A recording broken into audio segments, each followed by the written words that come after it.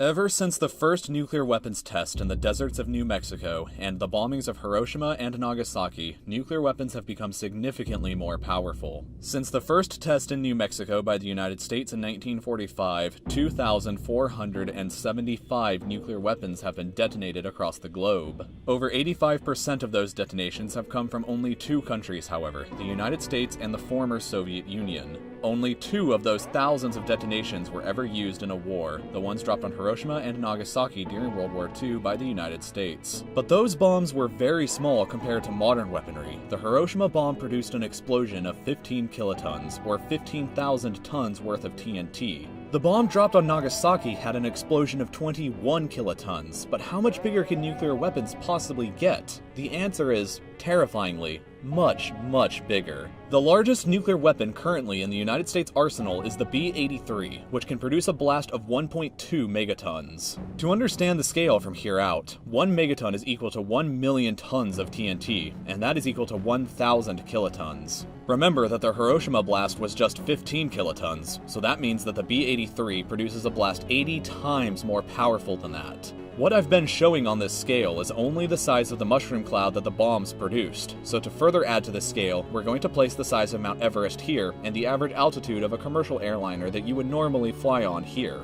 So, the Castle Bravo bomb is the largest nuclear weapon ever tested by the United States. It produced a blast of 15 megatons, or about 1,000 times the scale of Hiroshima. But even that pales in comparison to the largest nuclear weapon ever detonated. In October 1961, the Soviet Union created the largest man-made explosion ever in human history when they detonated this device, known as the Tsar Bomba, here over this territory known as Novaya Zemlya. The bomb detonated with an astounding force of 50 megatons, or about 3,333 Hiroshima blasts. It was so powerful that it almost destroyed the plane that dropped it, shattered windows as far away as Norway and Finland, and the shock waves created by the bomb circled around the entire Earth 3 times. But this test was actually just a scaled-down version of what was theoretically possible. Although never tested, the Soviets did have plans to create a bomb that would be twice as powerful as even the Tsar Bomba, a bomb so powerful that it would have produced a mind-boggling 100 megaton blast, or about 6,666 Hiroshima blasts altogether. To get another sense of scale, let's imagine that Times Square in New York City would be the epicenter of these blasts. You can test this stuff out yourself on the website NukeMap after watching this video. I'll provide a link for it after the end, but let's see the results first. First off, we're going to show the size of this detonation, which was caused by the recent North Korean test in 2013. Following this, here's the size of the Hiroshima detonation, which isn't really that much bigger, but let's move on to the B-83 bomb that we were talking about. As you can see, it would affect a much larger area than the Hiroshima bomb.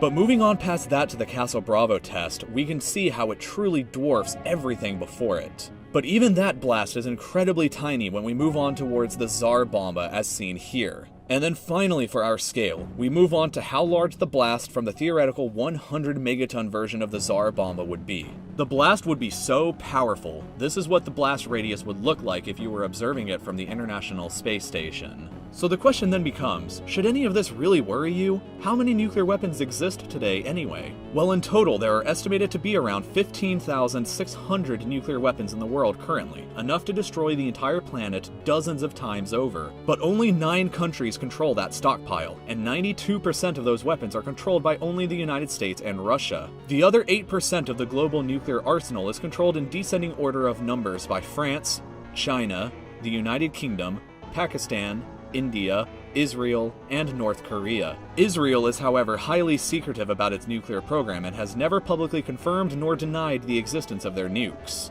It's just one of those things where everybody knows that they have them, but nobody really comes out and says so. Unless your name happens to be Mordecai Vanunu, a man who did reveal details about Israel's nuclear program and spent 18 years in prison, including over 11 years in solitary confinement. Also interesting to note, South Africa used to be in possession of 6 nuclear weapons because the past apartheid regime was afraid of the 79% of the population that couldn't vote and communists trying to overthrow their government, but they eventually agreed to dismantle all of them, which makes South Africa the only country to ever acquire nuclear weapons and then voluntarily get rid of them. Well, unless you don't count Ukraine, Belarus, or Kazakhstan, which all had nuclear weapons for a brief amount of time after they declared their independence from the Soviet Union in 1991. Ukraine is particularly awkward because after their independence they found themselves in possession of over 5,000 nuclear weapons, which would make Ukraine for a brief period the world's third largest nuclear power and probably one of the most powerful countries on Earth as a result. They agreed to hand them all over to Russia in exchange for a super serious promise that nobody would violate their territory or borders in the future, and we all know how that turned out.